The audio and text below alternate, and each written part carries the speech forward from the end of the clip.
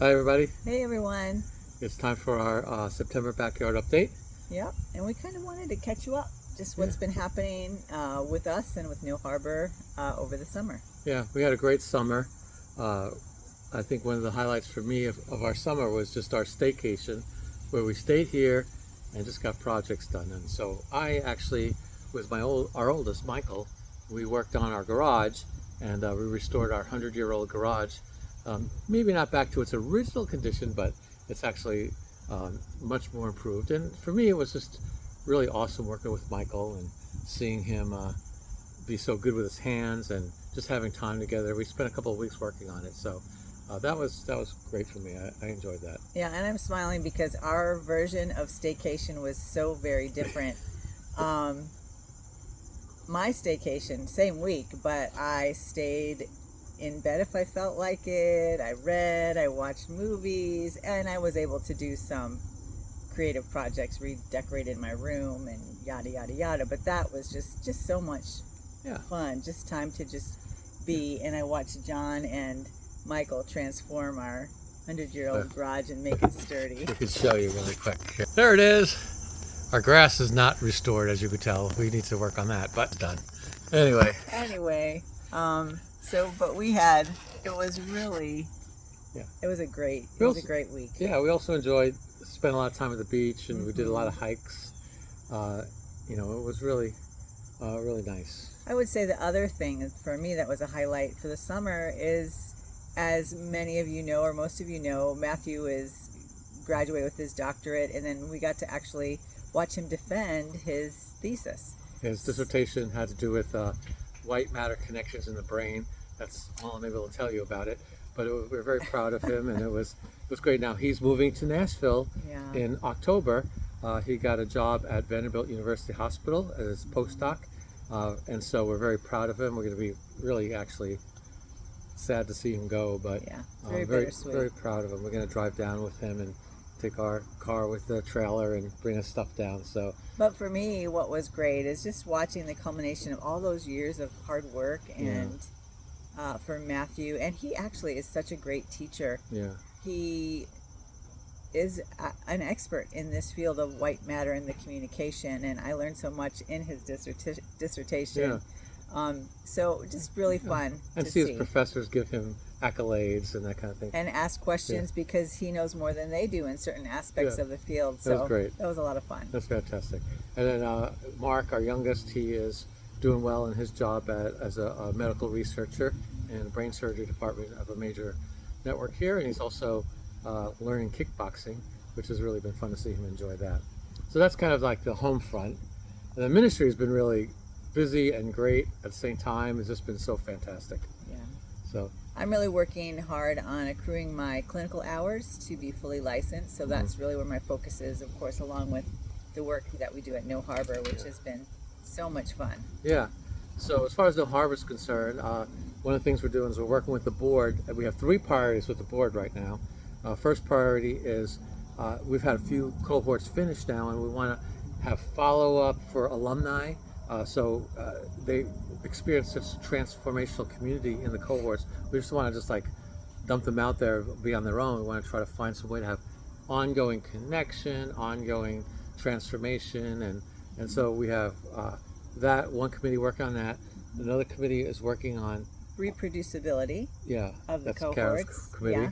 So what are How you guys do doing? we, so what we're doing is, John's expertise in theology, mine in mental health and the integration of both and spirituality.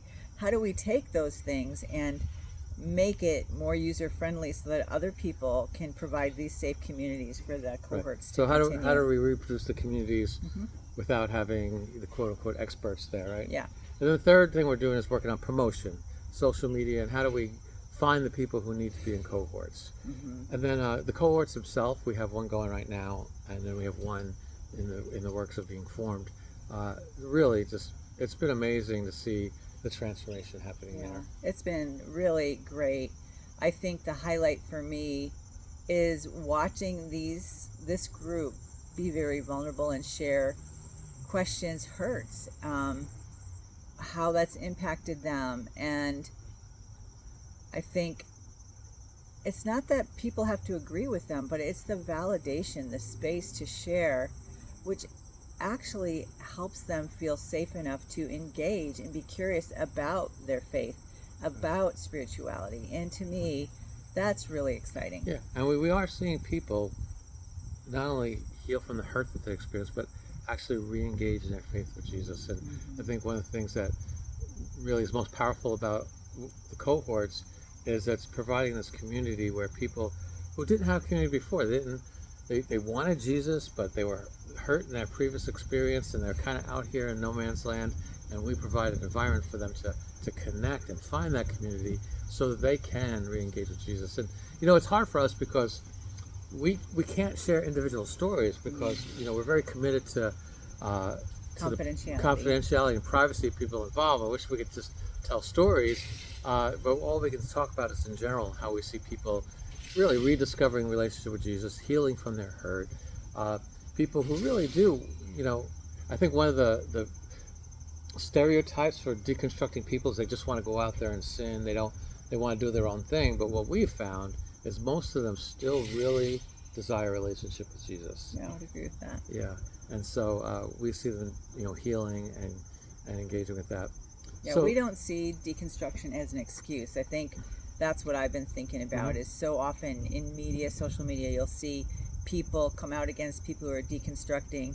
Oh, it's just an excuse. Right, they just want to do X, Y, and Z. Yeah, and we haven't found that to be true. I'm sure that's true maybe for some, but that has not been our experience as we engage with that community. Yeah, the people who are reaching out to us are people saying, I'm hurt in the church. I just don't feel safe there anymore, but I don't want to lose my relationship with Jesus. And so when they hear that we're providing this community in this middle space, they just are so excited, so glad, and we have seen just amazing things. And so some prayer requests, I think one is we're forming the next cohort. So again, we always ask God to just put together the right people, and He always does. But we probably need about 5 more people for the next cohort, people who really are struggling in their faith and have questions, have doubts, but don't want to lose Jesus. So if you or people you know are in that situation, just go to our website, nohatbor.org/cohorts, and fill out the form, and we'll engage with you and get you going. So that's one prayer request. Another prayer request would be just we want to see more happen, and so that means we need to be freed up more. And so we're just praying that God provides the ability, resources, time that we can expand, because really there's more work than we could possibly do, and the more time we have, I think the more effective we can be. So what comes to my mind is time, energy, and resources. Right. All of those things. To have more time means we need to have more resources. So there's, but these are all the things that we would cover your prayers for, and wisdom and timeliness of these kinds of things. Yeah, and with 2/3 of the people who grew up in the church leaving the church, there are just so many people out there who have this need. So we thank you for your partnership. Really, your investments, your prayer, your connection with us really results in people rediscovering their relationship with Jesus. So we're just so grateful. Yeah, I don't think we could emphasize enough the role that you each have with the work that we're doing. We couldn't do it without you guys being part of our team. I think of it as, we're linked arms together in providing hope and help for those who are hurting. So thank you so much. We love you guys. We'll be in touch again soon, and I appreciate your prayers. Thank you.